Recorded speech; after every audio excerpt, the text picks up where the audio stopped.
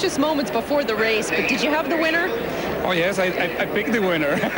And you said you boxed it with another horse? Yes, I boxed it with another box and I won. Oh, well, you're on a winning streak, Oh, because yes. I know 2 years ago I interviewed you before the Kentucky Derby, and I said, who do you like, and what did you tell me? Well, that time I picked Monarchos. It was a long shot at that moment, but for this year I am going with the 10 most wanted. That's who I like as well. How did Citgo get involved in thoroughbred racing? Because we certainly appreciate your support. It is very simple. It is all about horsepower, speed, quality, satisfaction, and that relates on the type of products that we make for our customers. I mean, we have very high quality products, and we provide with the best service our customers at each one of our locations. Thank you very much, and congratulations, and good luck with his Derby pick a little bit later on, guys. Give it up for Osvaldo cashing tickets. Osvaldo. Something tells me he didn't need the money. It's always those guys that win all the time. Let's bring him up here next race. It is official. Heat Hayes pays $680. Quick Tip got up for place, makes it a $339 exacta, and Sentimental Value, the 8-horse, makes it a $314.60 trifecta. In case you tuned in the middle of the call, that was not Luke Kreitbach. It was not, but at least they had the pink cap of Juddmonte, which helps you pick them out. Let's go to Charlene Hawks. Chris, this couple has just been dubbed the official Derby hottest couple of the year. It's Kid Rock, Pamela Anderson, and they've got adoring fans all around. We've been trying to keep them quiet, but last night you were at the Barnstable Brown party, enjoying yourselves. You performed last night, too. They tell me I performed last night. Yeah. How did he do? He did very well. We keep trying to tell him less is more, but that doesn't work. You've been to the Derby before, right? What brings you back? Southern hospitality and free beer. Him. This is his deal. He loves it. I'm just here as a PETA spokesperson to make sure the horses are well looked after. Good, okay. So tell me what horses you like. You guys have been checking out some of the other races as well, but the Derby, who do you like? I just lost 20 bucks on Straight from Texas. I was sitting next to George Strait, and he had a horse named after him. I go, George, I'm betting with you. I'm going $20 straight across the board for Straight from Texas. Not even in the top 4, 5. Oh, so you're not feeling too lucky today? I'm not betting on any horses with George anymore. Okay. But for the Derby, who do you like? Oh, Who's our friends? I don't know. Our friends. Remember our friends? I haven't drank enough to give you an honest answer yet. Yeah. I don't bet. Pick one out of the hat. Boy, we've had a tough time today trying to get our celebrities to pick one. I like Coors Light, Jim Beam. Yeah. Right, well, you guys work on it, research it a little bit. Thanks for joining us today. Have a good time. Chris? Nice hat. Buy him a drink. Yeah, I learned something there. I did not know that Pam Anderson was a proponent of the less is more theory. I wouldn't have thought that, but she just said that. Well, let's talk about the race that unfolded as we shift gears back, because it was a surprising outcome. I mean, nowhere was dedication on that board. Nowhere. And I looked for her on the blimp shot, and I couldn't find her, unfortunately. Heat Hayes, though, we had an isolated replay on Heat Hayes, which we very astutely picked out this morning. And there is Heat Hayes under the drive from Valdivia, who looped the field. Frankel has his horses razor sharp. I mean, his horses seem almost never to run a bad race, even when they don't win.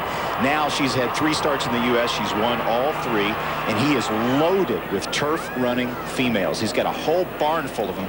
He's going to be a force for not only for the rest of this year, but for years to come, obviously. And he's already had the kind of monster day that most trainers would envy. But he talked about the karma and the stars aligning, and the guy's won everything in the world. The 3 times defending Eclipse Award winner as the top trainer. He has horses in every division, both genders, but hasn't won the Derby. Maybe the stars aligning theory is starting to pick up momentum here for Empire Maker. Maybe. He talks occasionally like it's not that big of a deal, the Derby, you know, because a few weeks ago somebody asked him about, it's just another race, you know.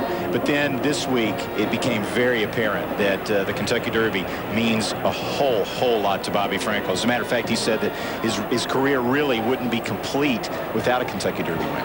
Well, let's check the latest prices, because the 6-5 morning line favorite was 4-1 last time we checked. We won't see Empire Maker just yet, but you can get a look at some of his contenders. Buddy Gill, now it's 6-1. Indian Express holding at about 9-1. We were sort of guessing that at post time, when the public actually got a chance to look at these odds on the odds board here at Churchill Downs and saw Empire Maker at 4-1, you might get a lot of Empire Maker action.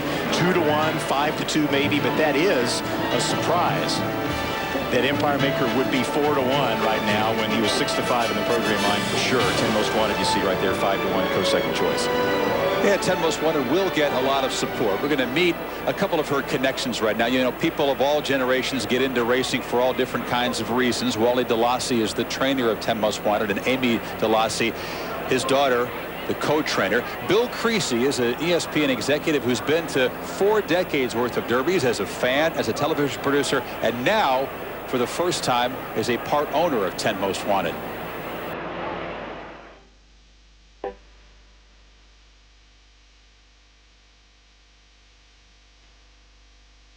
It's really like the ultimate dream come true. I mean, I've been here on 39 other occasions and often wondered, what does it feel like? You know, I wonder if that would ever happen to me. But now I just consider myself very blessed and very lucky. This is the biggest moment, you know, for me. This is everything you dreamed about. I mean, it's a dream come true to be in this position, to have a horse in the Kentucky Derby, and for, you know, every assistant trainer, exercise rider, hawk, or whatever. This is huge, and I've dreamt of this moment many times, and to have a logical contender, a horse that has shot and weighted it, it's just overwhelming. 2 generations chasing one dream, believing in one 3-year-old colt, 10 Most Wanted. When he first came in, after we bought him at a sale, and you know, you look at him, it's just a big, overgrown young horse, and you think, we're really good to take care of this horse, you know, but right away, from the first day that we watched him train, we said, no, this horse is going to do something special, and to see it, you know, all come together, it's pretty amazing. He's a beautiful animal. I mean, he's a big horse. I see grace. I see he's very stately. He's got a marvelous stride to him. I mean, he's a big, handsome brute. I always described Secretariat as being kind of Clark Gable. He was just a big guy. This horse is a big guy. It is the memory of 1973 and the great Secretariat that remains Bill's fondest memory of the Derby. I remembered the morning of Secretariat's Derby. Trainer Lucian Lauren, who was a friend of mine, invited me into the stall where I stood next to Secretariat. And in just recounting it now, I get the goosebumps remembering what a thrill that was. When I walked into 10 Most Wanted's stable this morning, along with Amy, all, you know, those memories came back. I mean, to just stand next to these marvelous specimens is incredible. And to see with my own eyes this interaction between Amy and 10 Most Wanted. You can tell this horse just loves Amy, and Amy loves 10 Most Wanted. We have a legitimate shot, and you know, it's a special feeling, and you know, we've all dreamed, at least for all of us in horse racing, we've always dreamed of what it'd feel like to have your horse, you know, running down the lane in front in the Kentucky Derby, and we've dreamt this many times over. I know I have myself. So to actually have a chance of maybe accomplishing that, it's just unbelievable. Your life changes if you win the Derby.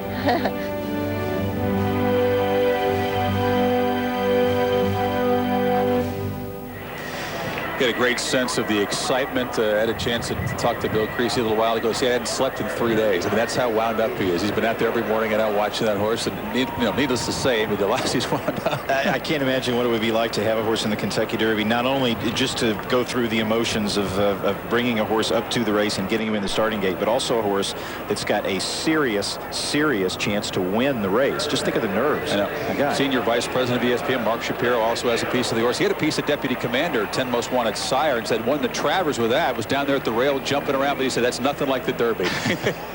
Talk about the post that 10 Most Wanted drew.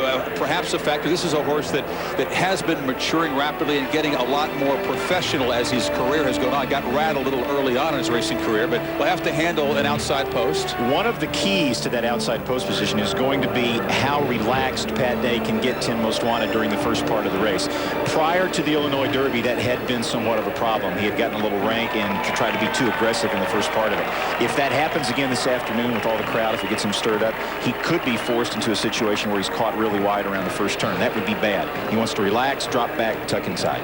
There are a lot of reasons to like this horse. The speed figure is very good and puts him right in the same company as Empire Maker, 110. We'll see if he can duplicate that. You like 10 Most Wanted's chances, don't you, Randy, with all the bosses who are up here, by the way, just in time. I liked him anyway. Yeah, let's go to Hank. Point, though. See if Hank likes his chances. You do, don't you, Hank? I love all of it. By the way, I'm a veteran. We should show this. But I want to tell you something about 10 Most Wanted. Bill Creasy first told me about him in January, so I followed him throughout the spring.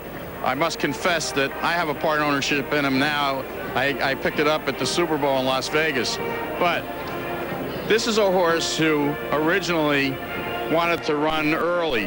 They wanted him to rate. They took him up to Bay Meadows for a stakes up there, and what happened was he broke too quickly. Pat Day had to take him back, and then he came on again, and he ran very well, but he was spent being used a little bit early. When he got to the Illinois Derby, he ran his race. Pat rode him perfectly. He came from off the pace. It looked like Fund and Fun was going to win that race in mid-stretch. And then remember I talked about that move on an Empire Maker. Well, this horse made the same kind of move in the Illinois Derby. You take a look at it now. Fun and Fun on a lead, and watch the way this horse takes off and just soars by him. A very convincing move, and that's what got everybody's attention. Also the fact that War Emblem came out of the Illinois Derby last year and won the Kentucky Derby. So got a little bit of a root here, I must confess, for my friends at ESPN and for the part ownership I acquired in January. All right, Hank, before that strong move at the Illinois Derby, 10 Most Wanted had to navigate some traffic. It wasn't that clean a trip, which makes the speed figure and the win that much more impressive. Exactly. Hank's investment, 2 words, future book. He's all over it. Everybody involved feels good to have Pat Day aboard. His record 20th straight Kentucky Derby. Bobby Frankel there, trader of the favor. We'll come back on Derby Day. And welcome back to the Downs, one of America's most recognized corporate symbols, the Goodyear blimp floating above us, providing our aerial views. The Spirit of Goodyear, one of 3 airships in the Goodyear blimp fleet. Well, on Derby Day, we want to talk about one of America's most beloved horses that actually never made the Kentucky Derby. Seabiscuit was kind of a late bloomer, undersized, but went on to become a claimer turned champion. Horse of the Year in 1938, knocked off War Admiral, a Triple Crown winner in a very, very famous match race. Became the subject of a best-selling book, and now, as of late July, a movie starring Tobey Maguire, Chris Cooper, among others. How far do you want me to take him? Till he stops. Till he stops. The scope of the story is enormous. It was a time when everybody needed a second chance. Tom Smith is in a new world that he doesn't belong in. Charles Howard loses his son, and my character, Red Pollard, loses his family. From my perspective, Seabiscuit is the horse that brings the 3 of us together. The thing about Seabiscuit was not his legs and not his bone structure and not his lineage. It was his heart. It was as big as all outdoors. And at this time, the American people saw Seabiscuit as a hero to them, largely due to the fact that these 3 fellas saw in each other and in Seabiscuit what the world failed to see in them. What made them so heroic was the interdependence of these 3 characters, and together they were invincible.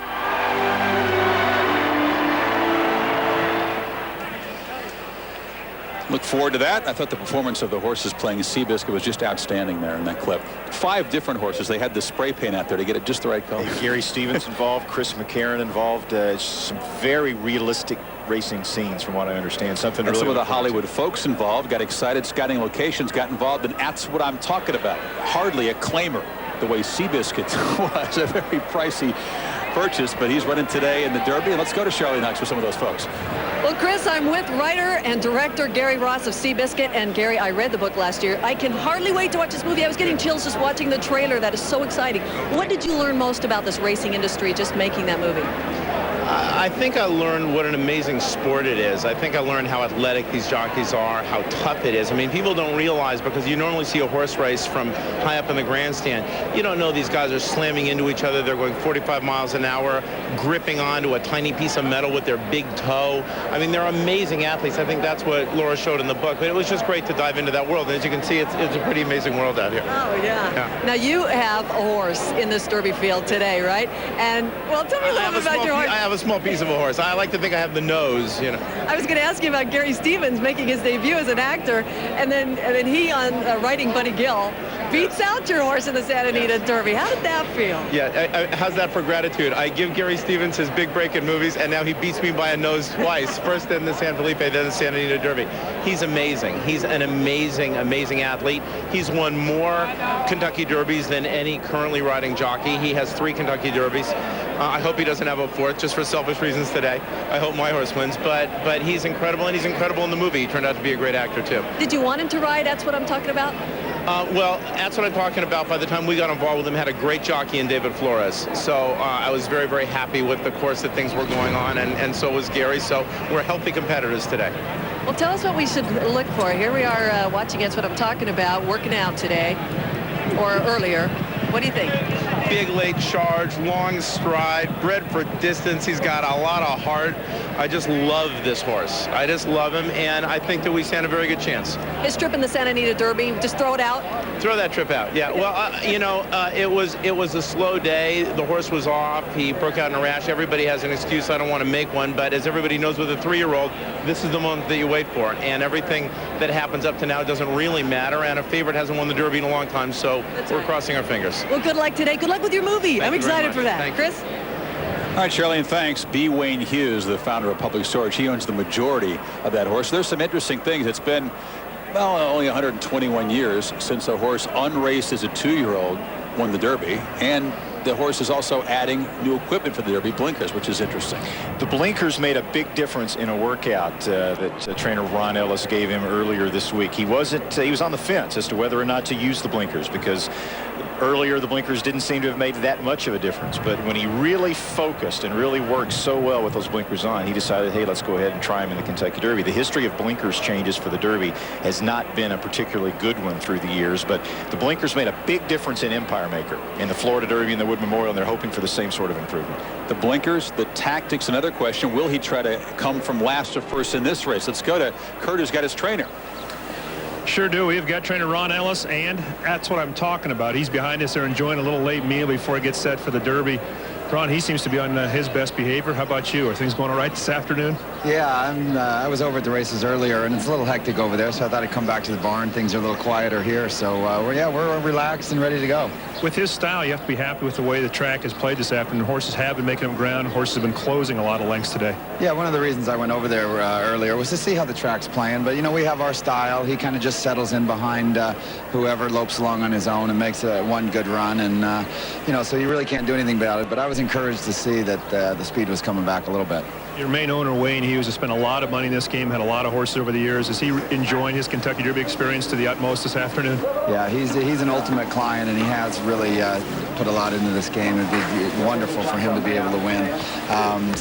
He couldn't be more excited. The Hollywood peeps, and they're all excited too. So, it's a good group. We got good karma going, and we're looking forward to a big race. Ron, talk about the blinkers briefly. Maybe for someone who's watching a horse race for the first time, what do blinkers do, and why are they important, and why would you change for a big race like this? Well, they're a little different for every horse. The reason we're putting blinkers on is David Flores, who's ridden him every race, is after every race he comes back and says this horse is going to need blinkers, he's going to need blinkers, and he was progressing so well that I didn't want to make a change, and he had a little bump in the road last time. He didn't run so well, so I decided to go ahead and put him on because we're going for all the marbles today. So what they'll basically do for him, he's wearing a French Cup blinker. We've kind of changed the name to Freedom Cup now, but it's just a little blinker to keep so he can't see the horse next to him, because he has a tendency to run up alongside a horse, kind of hang out with him for a little while, and then reaccelerate and go past him. We want him to just keep that momentum going and just go right on by without paying attention. So that's what they seem to do for him. Well, we'll hope for the best, guys. And I got to tell you, I've known Ron for a long, long time. His demeanor has not changed at all. He's cool, calm, and collected. It's just another day back at the Ellis Barn here on Derby Day. Kurt, I was going to remark about that. He's making topical jokes. He seems chilled out. I guarantee that his minority owners aren't going to be that chilled out when the gates open. This horse, we talked about the last to first. You say that's a little bit deceptive, and don't look for that today in the Derby. No, I think people are going to be surprised at exactly where, that's what I'm talking about, is placed during the early part of the Kentucky Derby. Those races that he comes out of in California, the San Felipe, the Santa Anita Derby, I think the fastest paced of all of the Kentucky Derby prep races. When you factor in how fast and how slow the racetrack was on those days, they were really cooking those early fractions. So being 5 or 6 lengths back is one thing, but off of an extremely fast pace makes it a little misleading. I think he'll be about mid-pack or so, and the blinkers may make him even closer. Well, he's got the distance pedigree. You say dangerous to try to come from way back because there's so many stalkers in this field who are going to get the first jump. Also, the pace needs to be really fast to do that, and I don't know if that's going to be the case today. All right, we'll see if the Hollywood Horse is a hit or a flop, and we'll continue to run down the Derby field, plus 2 more live races of the undercard still ahead. Approaching the 8th race on the Derby undercard, the Humana Distaff, as we welcome you back to Churchill Downs. Reminder that you can have complete replays, analysis, all you could possibly want. Derby 129, hopefully, for a full hour, 6:30 Eastern time. That will follow, of course, NBC Sports coverage of the Derby, which comes on board as soon as we're done at 5 o'clock Eastern time. Post is about 6:04 Eastern. Well, it was in 1972 on the 4th of July, Aqueduct, a 5.5 furlong race, and a horse ran 4th. A horse named Secretariat went on to win 5 stakes. That was named Horse of the Year in 1972. Of course, came to the 73 Derby as the Buzz horse, but off at 3rd place in the Woods. So there was still doubters out there. Let's take a look back on the 30th anniversary of Big Red's Derby. From the fields of Virginia to the heart of American sports history, Secretariat stamped himself a horse for the ages. 1973 simply belonged to Big Red. While a champion at 2, Secretariat cemented his place in history with a 3-race barnstorm the following spring. At the Kentucky Derby, he smashed the track record, introducing himself and owner Penny Chenery, then named Penny Tweedy, to the nation's masses. In Baltimore, young jockey Ron Turcotte put Secretariat's bravado on full display with a daring move on the first turn of the Preakness. The only question that remained was time. A clock malfunction would keep the Star Colt from his 2nd track record in as many races. History waited at the wire of the Belmont Stakes 3 weeks later, and Secretariat was in a hurry to get there. 31 amazing lengths in front of his closest pursuer, Secretariat burned his image of greatness into the minds of everyone who saw him that day. Yet again, a track record performance. 30 years later, we commemorate a legendary racehorse. Those statues are built to salute greatness. Secretariat broke the mold. That's just a great scene of the Belmont in 73. Those of us that have been there when there have been so many Triple Crown near misses can only, wish we're there to see that kind of standing ovation as Secretariat widens the lead in the stretch. Chick Anderson's call. Secretariat is moving like a tremendous machine. It gives you goosebumps every time you hear it still 30 years later. Well, 30 years ago, we're going to find out where Mr. Hank Goldberg was and see if he had sham that day. Hank, you remember 1973 Derby Day? Well, actually, my memories of the 70s are somewhat hazy, but I remember where I was the day he won the Belmont. I was at the Hofbrauhaus on vacation with a few friends of mine over in Munich, Germany, and they had the race on there, and we watched it, and the place went crazy. I don't think half the people knew what they were watching, but that's the type of thing that helped to make the game so international, when people can watch the Kentucky Derby or the Triple Crown races around the world. And seriously, there was a lot of interest in Secretariat, even over there. Everything is hazy at the Hofbrauhaus. You never know what you're going to hear on our Kentucky Derby special. Now, we talked about Sham, the main rival, if you could even call Sham that, back in 1973, ridden by Lafitte Pincay, and the segue into Lafitte's entry into the Hall of Fame, a well-deserved election in the last couple days. A very well-deserved election, and of course Lafitte Pincay's the news earlier this week somewhat overshadowed, unfortunately, by the Kentucky Derby that he is now retiring due to the injuries that he's suffered. Check out those numbers and digest that. 9,530 lifetime wins, and this is a man who retires at age 56 and was competing with guys 40, 35 years younger than him and holding his own. Purse earnings, $237 million. 4 Triple Crown races. Only 1 Derby winner, Swale. Lafitte wanted to ride until he got 10,000 career wins, but unfortunately injury would not permit it. Where does he stand among the greatest riders of all time? Right there? That's tough. You've got your Eddie Arqueros of all time. It's just like it is in baseball, football. It's very tough to compare the athletes of yesteryear to the athletes of the modern era. But certainly the modern era jockeys, Lafitte Pincay, Bill Shoemaker, have got to be ranked right up here at the top. And of course, Lafitte Pincay Jr. has a piece of this Derby. He was down there in Panama. It was involved in the sale of the Utah-bred Indian Express to Bob Baffert's folks. So he kind of made Baffert aware of this horse. Bob looked into it and said, yeah, there might be something there. So Pincay involved in this year's Derby as well. It was going to be Lafitte Pincay's Kentucky Derby mount. Bob had promised him that, and unfortunately now, obviously, that's not to be. Kurt, let's go to you.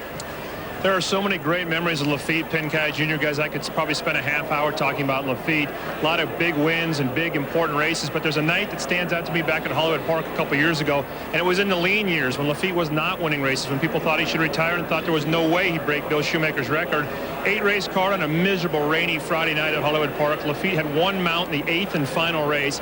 Not only did he stick around to ride the horse, who was a big long shot for a small barn, he split horses turning for home, surged to the front, got the win, wiped the mud off, went home at about midnight and came back to ride the card the next day. Not too many riders in this day and age would do that, stick around and ride a horse like that on a night like that. Guys? Kurt, thanks. It has to be a little bit of a bittersweet day, Randy. He'd love to be on a Derby about one more time, and Indian Express has a chance to win. Such a competitive guy. The competition for best hat, spirited as well. Live racing just ahead, including a mystery guest. Ooh, who could it be? The National Thoroughbred Racing Association continues on ESPN. Could not be better here at Churchill Downs. High 60s, sunny. Randy, I want to remind the folks about Wire to Wire. You are the human promo. What do you have for us on the program? Well, we actually had a live 1-hour Wire to Wire a few days ago, and then, of course, the re-air of Wire to Wire, which is America's half-hour weekly racing show, typically. And we'll go back and look the next airing of Wire to Wire at all the Kentucky Derby recap information.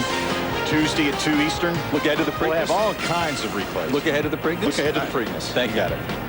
Well, we want to give you as many informed opinions as we can. Randy, Hank Goldberg will have their Derby predictions coming up, but those guys are not the handicapper of the moment. Now, you see, the handicapper of the moment is the leader of the KentuckyDerby.com Road to the Roses contest, and that would be ESPN's own Kirk Herbstreit. I'm not kidding, folks. This is a contest where you had to pick 12 3-year-olds back in January, activate them weekly according to whether or not they're going to run in Derby preps. The point total's up, and the leader coming to the final stop is you. I know you can pick football games, but to what do we attribute this horse racing expertise? Oh, a great deal of analysis. Did a lot of thorough investigating of each thoroughbred till we finally got to the point of putting that stable together. Actually, I just threw a few names out with Steve Fugent here of Churchill Downs and came up with a few horses and a nice stable that's got me up in the front. I'm glad you came clean, because I know you can't even read this thing. You can't even read this. I learned today how to read this. Are you kidding me? I'm not going to pretend to think I have any idea. You know what's great about watching horse racing is, you know, when Lee and I make predictions on Saturday, if we're right, if we're wrong, our knowledge of the sport is predicated upon if we make the pick right. Forget about all the information you bring to the table. I mean, Randy, you can relate to that. I know. I mean, where is Corso anyway? Let's get Corso in here. I'll be glad to get up. If he hits, it's great. If he doesn't, geez. All right. Move on. Yeah, turn the page. This is a very humbling thing for handicappers and experts, which is what makes it all the more amazing that you're leading. But I want you to know that even though guys like Torney, Kornheiser, a lot of experts, they're out of them. They have no chance to catch you. Yeah. There's somebody that's hot on your heels. And it's Janine Edwards, who is third in this contest coming in. And she has Empire Maker and some of the other hot horses in this race activated today as well. Janine, going to catch Kirk? Well, I just have one question, because I'm stunned that Kirk's percentage here picking the horses is actually better than his percentage picking the college football game. How did that happen? No,